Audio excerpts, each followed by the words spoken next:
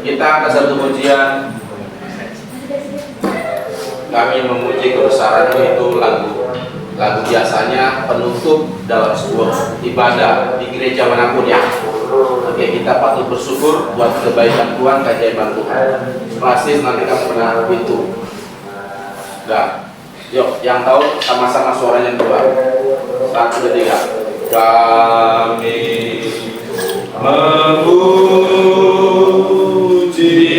kebesaran-Mu. Ajaib Tuhan. Ajaib Tuhan. Ajaib Tuhan. Kami memuji kebesaran-Mu.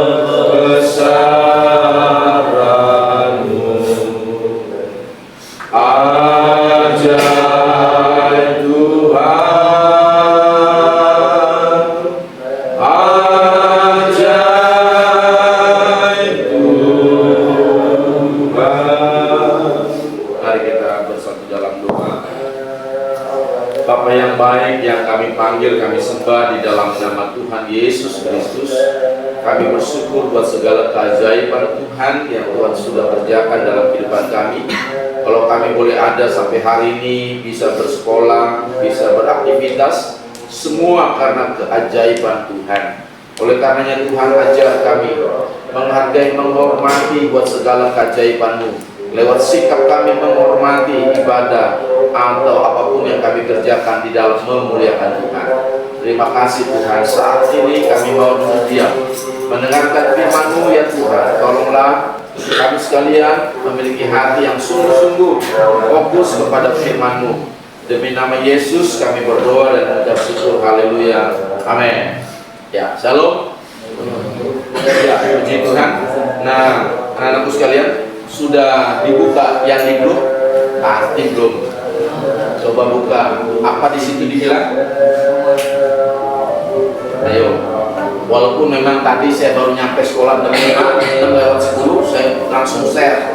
Saya minta maaf, harusnya pasang lagi tadi jam 5. Saya terlalu sibuk kamar mandi dan seterusnya. Habis doa saya harusnya share ya, tapi saya lupa. Maafin ya. Jadi besok-besok saya sudah share sekitar jam 5-an. Itu dibaca ya. Oke, ditulis di mana? Buka semua kitab Keluaran.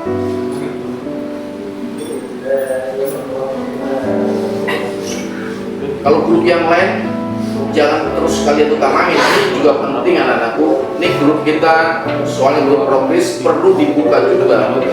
Karena di situ ada firman Tuhan yang share buat kita sekalian. Pasal 23 kita baca bersama-sama ayat berapa? 25. Ayo, 25. Sudah. Keluaran 23 ayat 25. Ini perintah Tuhan langsung ya. Ya sudah ketemu? Mari baca sama-sama dengan suara keras. 1, 2, 3. Tetapi kamu harus maka ia akan memberkati roti makananmu dan air minumanmu, dan aku akan menjauhkan penyakit dari tengah-tengahmu. Kata harus itu nggak boleh, enggak harus. Bukan saja ke gereja itu ibadah. Pagi ini kita doa, kita belajar agama atau sesuatu yang memuliakan Tuhan, itu namanya ibadah. Kasih pintu dulu Pak, cepetan. Ayo masuk. Aduh, ayo, baru mulai. Sini, situ itu nggak bisa sampai situ. Ya. Ayo buka kita Keluaran 23, 25. Jadi kata harus beribadah itu nggak boleh juga. Ya. Kalau mereka dalam bahasa Arabnya sunnah, kita wajib. Sunnah itu mau ibadah, mau nggak ibadah apa-apa. Kalau kita enggak, harus. Kenapa kita harus beribadah? Supaya apa tadi dikatakan? Supaya Tuhan memberkati makananmu, rezekimu, usaha papa mamamu diberkati. Ini ibadahnya malas, 2 pagi malas. Kata firman Tuhan malas. Ya, bagaimana kau mau diberkati Tuhan? Ya. Yang kedua, minumanmu diberkati Tuhan, dicukupkan Tuhan gitu.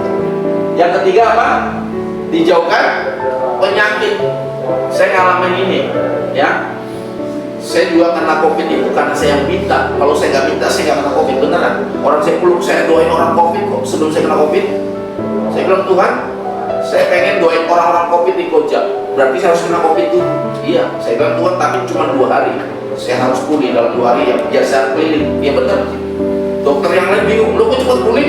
Yang lain masih di proses, nggak boleh keluar di situ ya. 3 hari saya langsung keliling ke rumah sakit Koja semua. Dokter larang, Pak, ngapain jalan-jalan?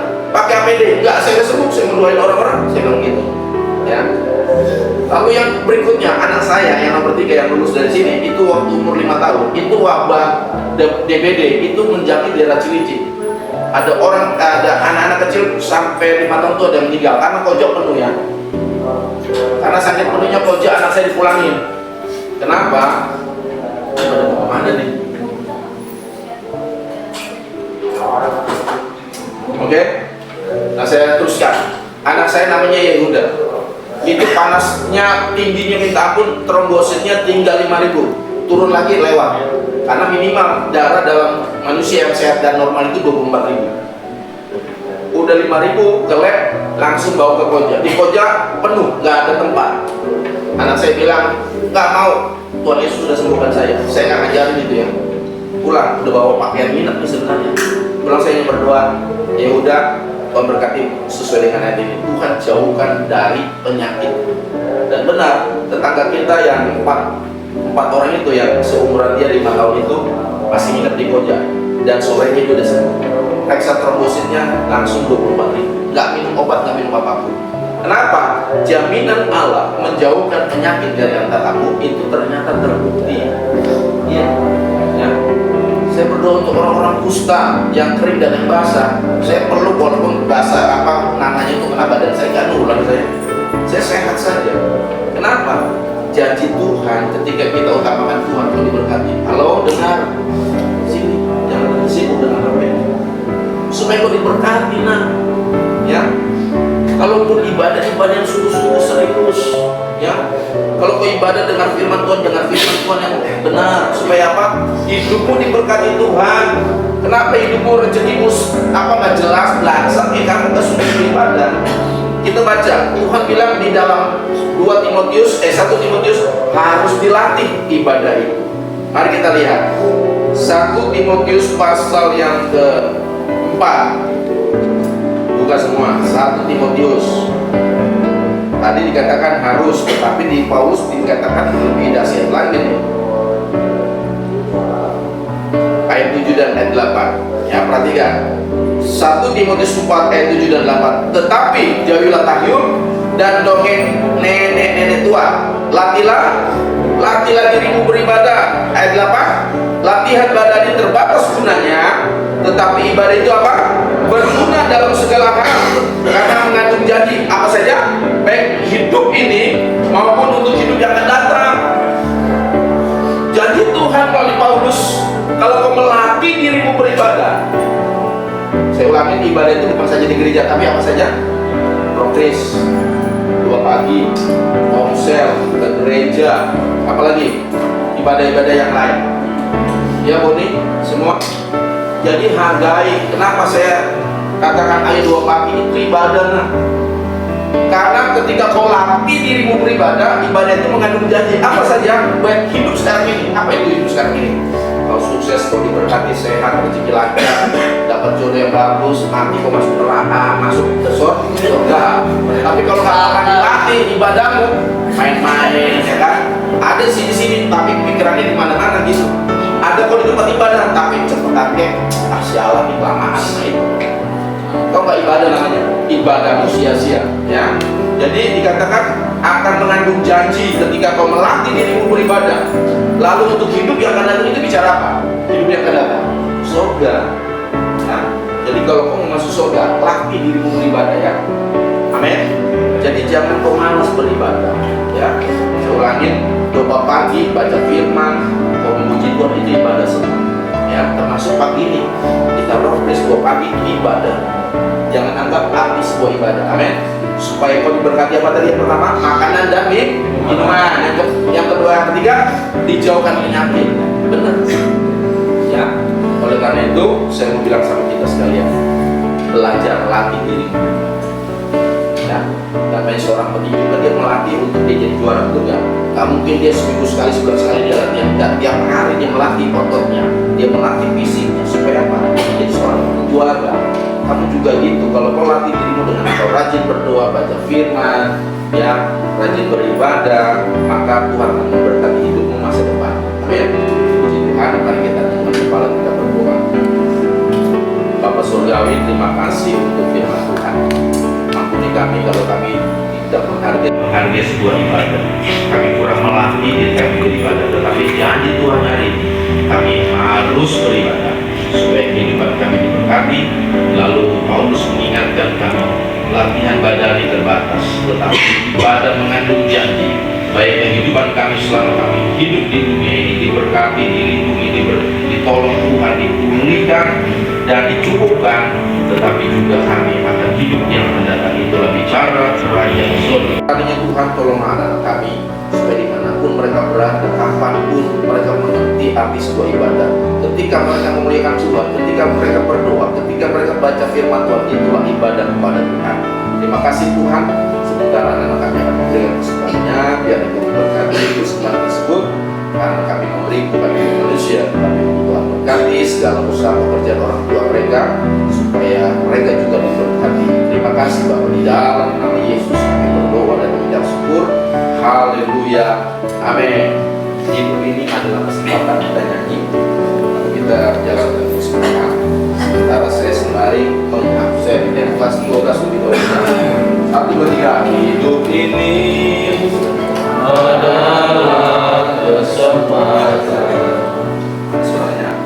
Hidup ini untuk melayani Tuhan. Jangan sia-siakan. Jangan sia-siakan waktu yang Tuhan beri. Hidup ini sudah jadi berkat Tuhan. Oh Tuhan, pakailah hidupku. Yohanes 1:3. Selagi aku masih kuat, bila saatnya nanti ku tak berdaya lagi, hidup ini sudah jadi berkat. Saya ulangi anak-anak, ini lagu ini lahir dari seorang pemuda umur 17 tahun. Dia mengarang lagu ini di Medan sebelum dia penginjilan. Lalu di tengah jalan dia mati, ketabrak. Apakah Tuhan tidak tolong? Memang hidup dia di situ. Jadi masalah hidup mati bukan masalah harus enak, harus gila, enggak ya. Dan lagunya sudah sangat memberkati banyak orang. 7 tahun yang lalu lagu ini digarap. Dan Katolik, Amer, AKBP tahu lagu ini. Jadi kalau oleh masalah ini hidupmu bagaimana mau diberkati, ya. Jadi sebelum kau tinggalkan dunia ini, kau sudah jadi berkat. Bagi minimal bagi teman kanan kirimu kau jadi berkat, ya. Mari kita bersatu doa. Bapak, sebentar anak-anak kami akan masuk ke dalam kelas mereka masing-masing. Sertailah mereka, berikan mereka kepandaian, akal budi, berkati keluarga-keluarga mereka. Mungkin mereka menghadapi masalah baik keuangan, kesehatan. Tuhan, kiranya Engkau memberkati mereka lewat anak-anak ini. Terima kasih Tuhan, terpujilah namamu. Mungkin ada anak-anak kami yang kurang sehat juga, Tuhan sembuhkan mereka. Dan setelah nanti mereka belajar, mereka pulang, kiranya Tuhan juga melindungi mereka, menibakan mereka dengan selamat sebagaimana Tuhan telah tibakan mereka dengan selamat di sekolah ini. Terima kasih Bapa di surga, terpujilah namamu. Mari anak-anakku, sebelum saya menyampaikan berkat bagi kita ucapkan doa Bapa kami yang di surga. Bapa kami yang di surga, dikuduskanlah namamu, datanglah kerajaanmu, jadilah kehendakmu di bumi seperti di surga.